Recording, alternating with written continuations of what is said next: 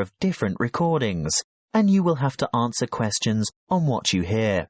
There will be time for you to read the instructions and questions, and you will have a chance to check your work. All the recordings will be played once only. The test is in 4 sections. At the end of the test, you will be given 10 minutes to transfer your answers to an answer sheet. Now turn to Section 1. Section 1. You will hear a telephone conversation between a male insurance agent and a female client who wants to make changes to her policy. First, you have some time to look at questions 1 to 5.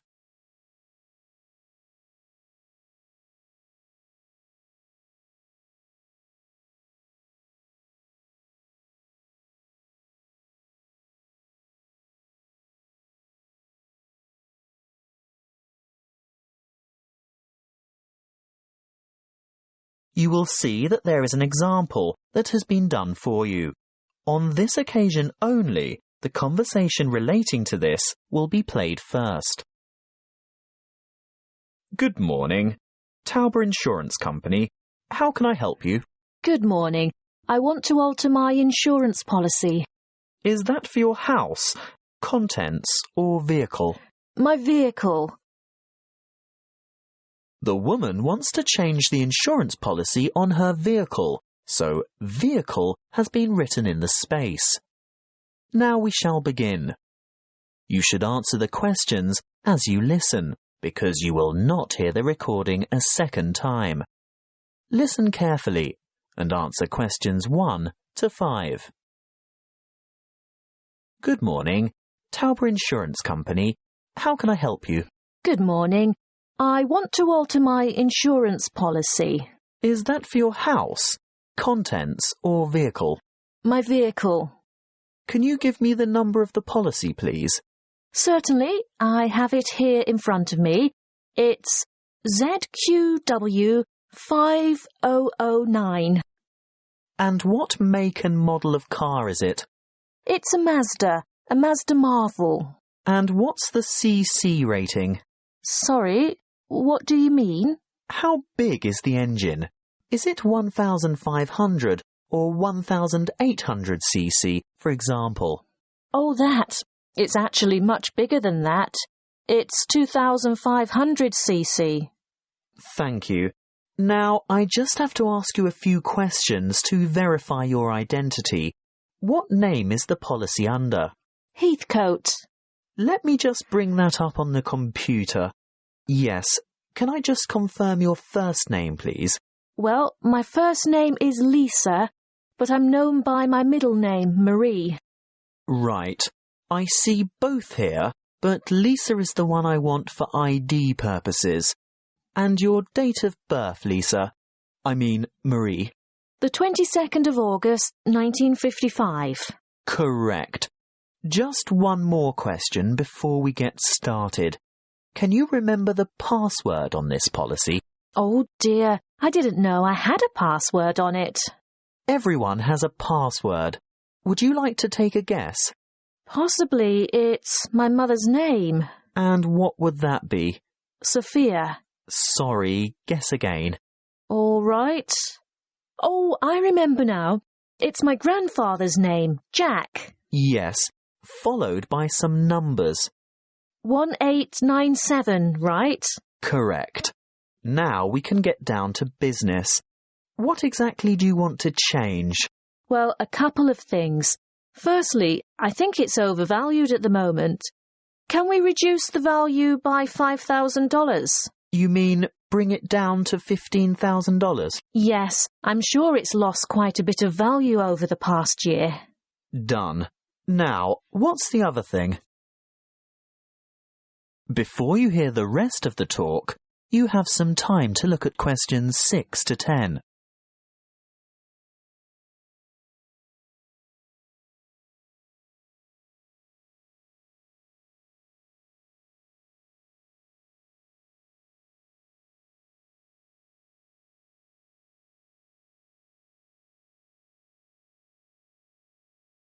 Now listen and answer questions 6 to 10. Well, I want to add the name of another driver to my insurance policy. Who is it? His name is Samuel Michaels. He doesn't have the same family name as you. No, he doesn't. Is that a problem? No, it shouldn't be, as long as he's over the age of 25. But we find it easier to get approval for family members. Oh, he is family. He's married to my daughter. He's my son-in-law. And he's 28, in fact. Good. And what would he be using the car for? Would it be business or social purposes? Not really. You see, I've injured my right arm and I'm having difficulty driving. It's not an automatic. I have to use the gear stick. And Sam, that is Samuel, offered to drive me to my appointments and so on. He's a good driver and I feel safe with him, but I'd like to know that the car is still insured with him behind the wheel. So that would be family reasons then? Yes, I think so. Will my premium go up? No, as long as you can provide us with a photocopy of his driver's license. A true copy. You know what I mean. You'll have to get someone from the Department of Transport to sign it, saying that he's seen the original document. I think we can manage that without any difficulty. Oh, and while he's at the department, he should ask them for a record of any driving offences, demerit points, that kind of thing. Only for the last 5 years, though. We're not interested in anything beyond that, but it's important that he has a clean record for the 5 previous years. Oh, I'm sure that won't be a problem. Is there anything else you need? Just the date for when you'd like this to take effect. Today, if that's possible. Yes, we can issue temporary cover from today's date, but full cover won't apply until we've received the paperwork and it's been approved. What exactly is temporary? He'll be covered for 2 full weeks, but it will lapse after that time if there's any problem with his credentials. That is the end of section 1. You now have half a minute to check your answers.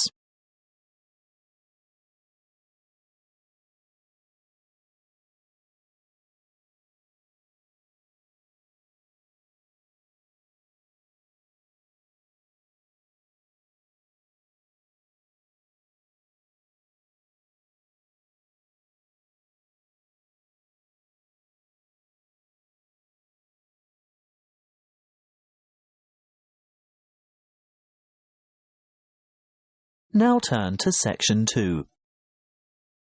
Section 2. You will hear a counsellor from Health Services talking about confidence and goal setting. First, you have some time to look at questions 11 to 16.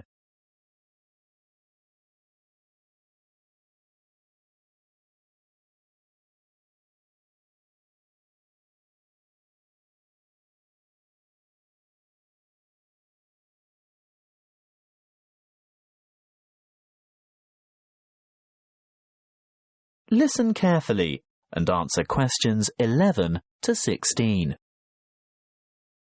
Hello, I'm Jo from Health Services, and I'm pleased to be here talking to you today. You've come here today to learn more about gaining confidence and setting goals. How many of you are truly positive thinkers? Positive thinking is the key to confidence. It doesn't matter whether you are playing a sports match, facing an interview, or preparing for an exam.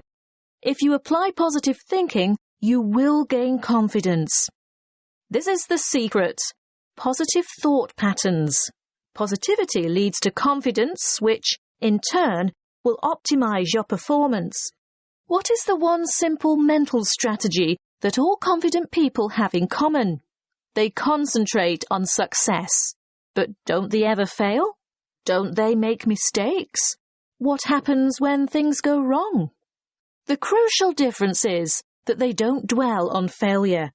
Everybody makes mistakes. How else do we learn?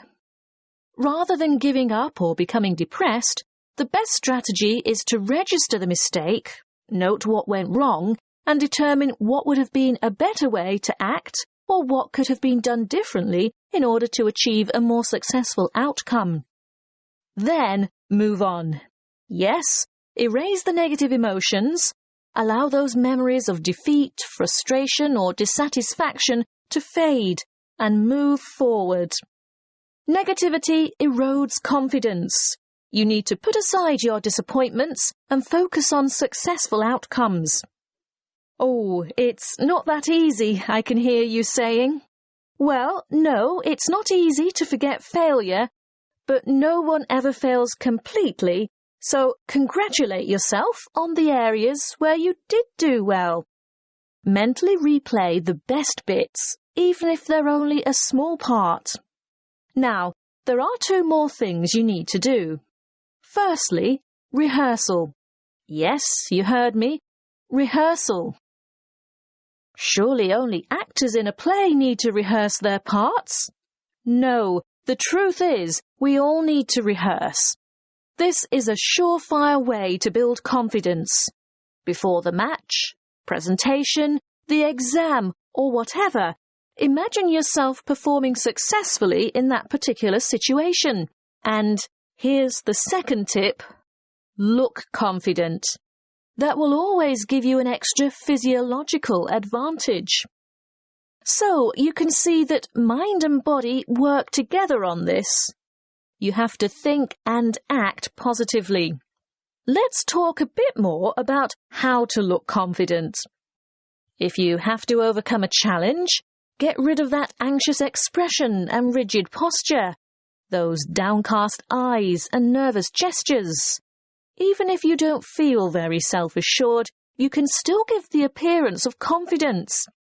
Stand tall, hold your head up, make full eye contact, and keep an open expression.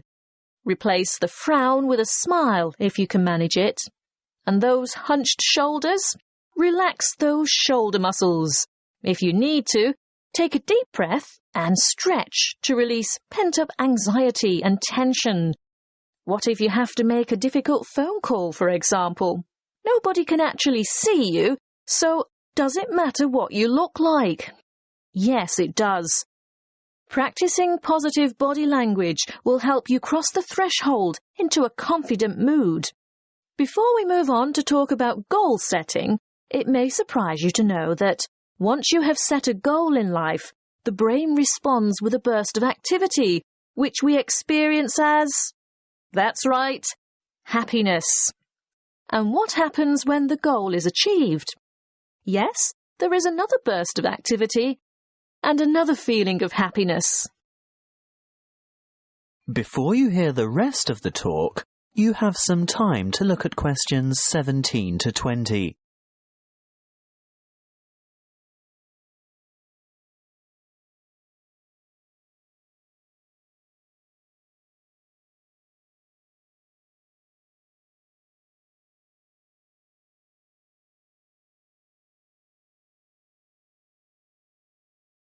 Now listen and answer questions 17 to 20.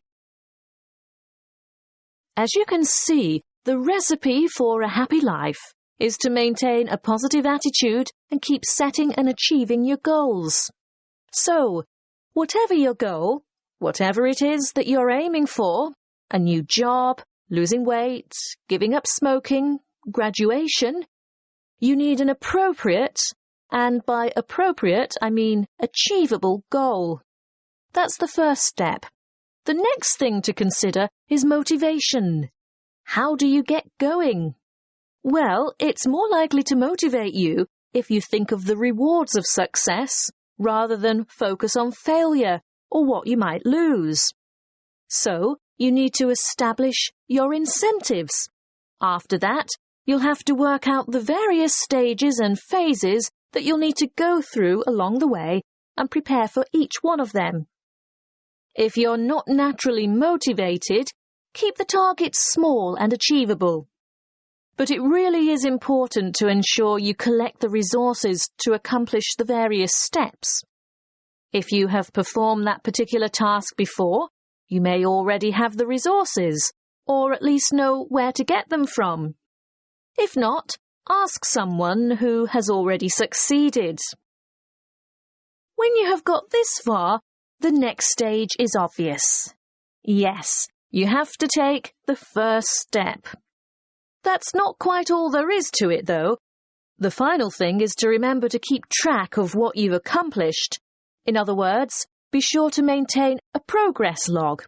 That way you can look back at your previous small successes and watch your progress along the way to achieving your goal. That is the end of section 2. You now have half a minute to check your answers.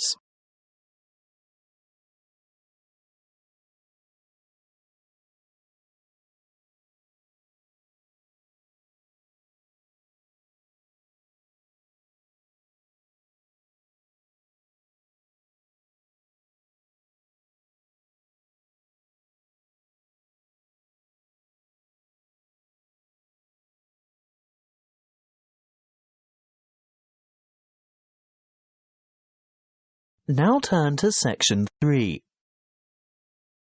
Section 3. You will hear two students discussing a science project. First, you have some time to look at questions 21 to 25.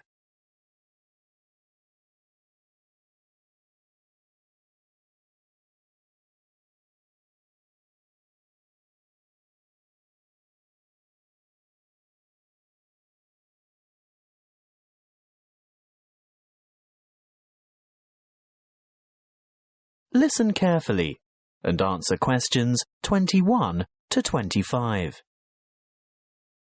Hi, Julia. Hi, Bob. Thought about the science project yet? Which one? The presentations are scheduled for next month. The experiments that you and I are working on to demonstrate density, buoyancy, and the compression of gases. That'll be complicated. Well, it's not supposed to be. It'll be part of the Making Science Simple series that's being showcased next year, and we have to be ready to demonstrate by the end of next week. Oh, well, simple, you say? Yes, not just the concept, but the materials too. We have to use cheap, readily available common items.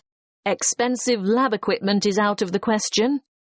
I remember something about using recycled or throwaway items if possible. Anything portable that we can bring into the lab. That's right. Well, any ideas for the project? What about the classic Cartesian diver? Is that the same as a Cartesian devil?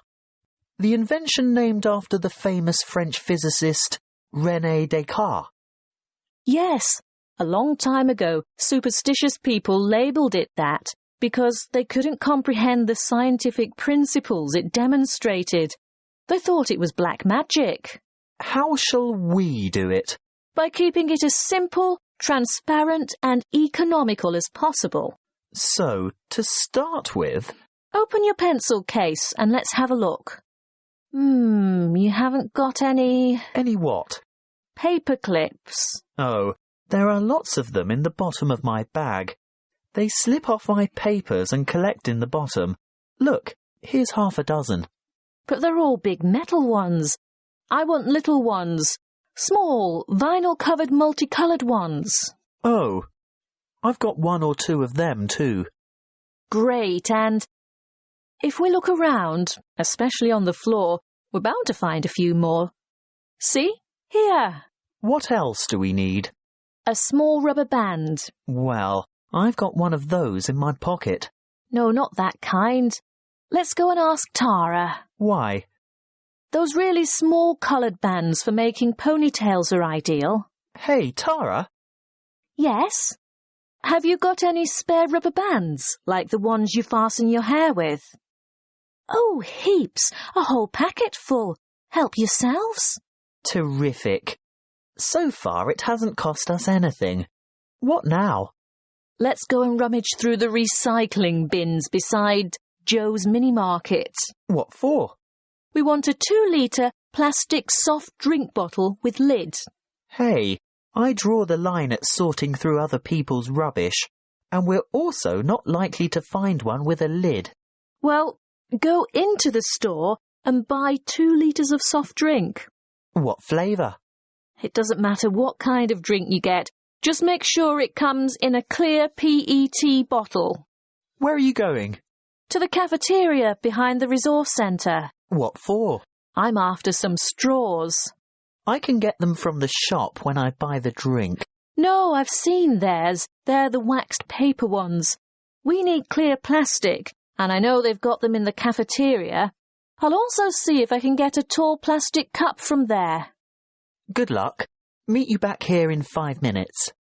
Maybe longer, because I want to go over to my locker and get a wire coat hanger. Before you hear the rest of the conversation, you have some time to look at questions 26 to 30.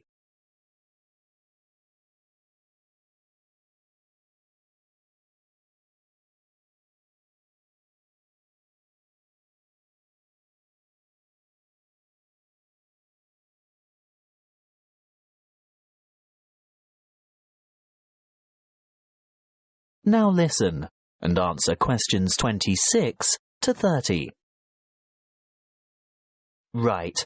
Have we got everything now? I think so. I've got extras of most things, so don't worry if this doesn't work first time. OK. Assembly. Step 1. Take a straw and fold it in two. No, not like that. These plastic ones are quite hard to fold. Try pinching it in the middle. That should make it easier to bend. You may even have to bite it, but not too hard. You want a sharp crease, but you don't want to break it. How's this? Good. Now, second step. Wrap a rubber band several times around the ends to hold them together. Then? Add weight to the diver. So, this straw is the diver? Yes. See how I'm pulling the outside end of a paperclip out a bit? Now, hook the part I bent out into the rubber band that's holding the straw together. No, not that way. It'll fall off. That's right. Turn it over. Now, hook 2 or 3 more paperclips on. It's hard to say how many we'll need. The idea is to get the diver to be almost all the way submerged, but not quite. We can put it in this tall cup of water to test it. What do you think? Too buoyant? Add another paperclip? I think so. OK, on to the next step. Have you got the empty bottle? Not quite. What do you mean? Well, it's not quite empty. Pour some into this cup for later. Good. Now, fill the bottle with water all the way to the top, and we'll gently lower the diver in. Great. Now put the cap back on. And then? The final step is the demonstration of our experiment. You will see that when I squeeze the bottle, the diver sinks, and when I let it go, the diver rises. When you squeeze, the air bubble trapped in the straw compresses and the water rushes in, making it heavier, so it sinks. And the reverse happens when you release the bottle. What's the coat hanger for? Oh, that. If our experiment didn't work the first time and our divers stayed on the bottom, we'd have had to fish it out with a piece of wire or a hook of some kind. It's best to be prepared. That is the end of section 3. You now have half a minute to check your answers.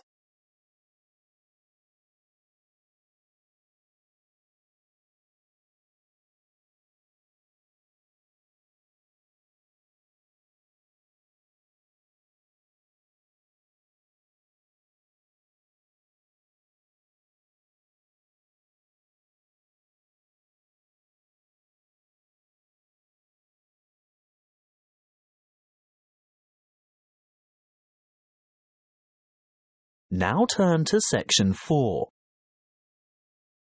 Section 4. You will hear a lecture on volcanic activity and its effect on the atmosphere. First, you have some time to look at questions 31 to 40.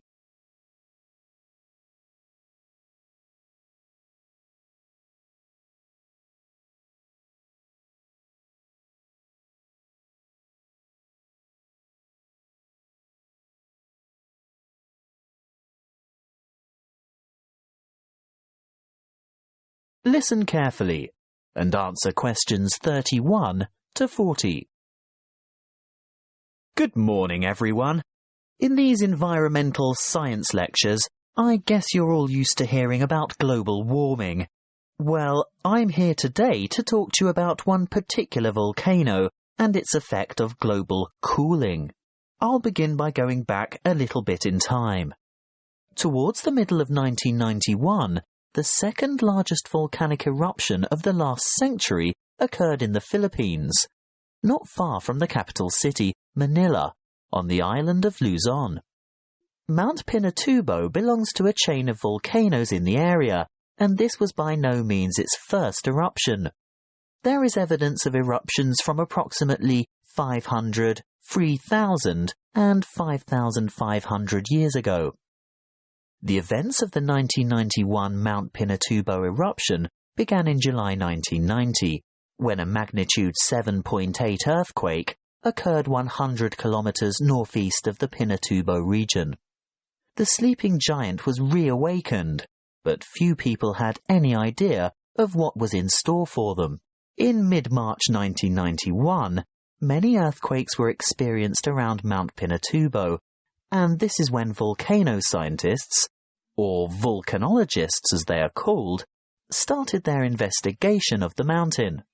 Before the disaster, thousands of people lived in very close proximity to the mountain, and on April 2nd, small explosions from vents near the crater dusted their villages with ash. This resulted in the order for evacuations of 5,000 people later that month. Earthquakes and explosions continued to harass the residents, and on June 5th, a Level 3 alert was issued for 2 weeks because of the possibility of a major eruption. However, the appearance of a large amount of lava protruding from the mountain on July 7th led to the announcement of a Level 5 alert on June 9th, indicating an eruption in progress.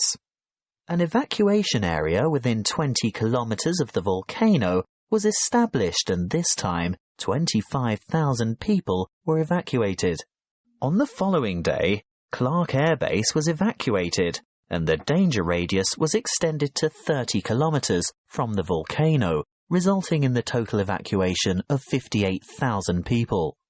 On June 15th, just after midday, the eruption of Mount Pinatubo commenced and lasted for 9 hours, causing numerous major earthquakes due to the collapse of the land at the top of the mountain and the creation of a huge caldera. What's a caldera, I hear you say? Well, it's obvious really. With a huge eruption such as this, where enormous amounts of material have exploded into the air, the summit falls into what is now an empty chamber, and thus forms a large crater. As luck would have it, as the eruption was taking place, a tropical storm was passing just to the northeast of Mount Pinatubo, bringing a lot of rainfall to the area. The dust and cinders that had been thrown up into the atmosphere combined with the water vapour from the storm to cause a rainfall of tephra that fell across the whole island of Luzon. Most of the people who perished during the eruption did so because of the weight of the ash collapsing roofs and killing the occupants of the houses. If it hadn't been for that passing storm, the death toll would certainly have been much lower.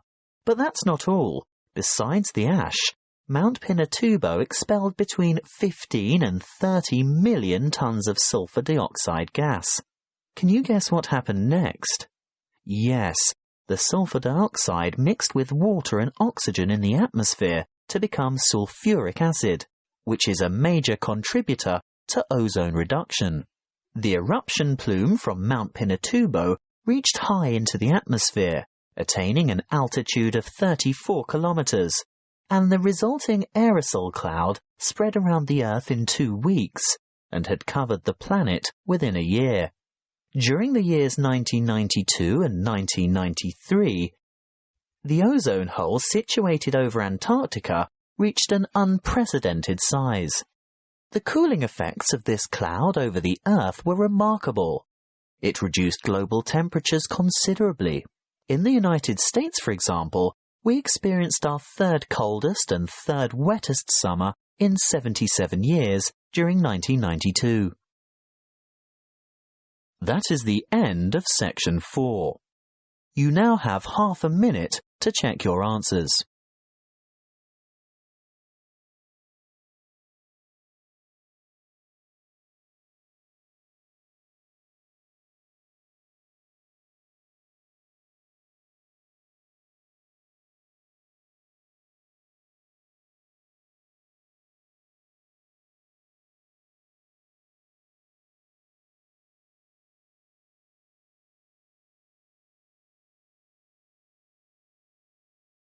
That is the end of the listening test. You now have 10 minutes to transfer your answers to the listening answer sheet.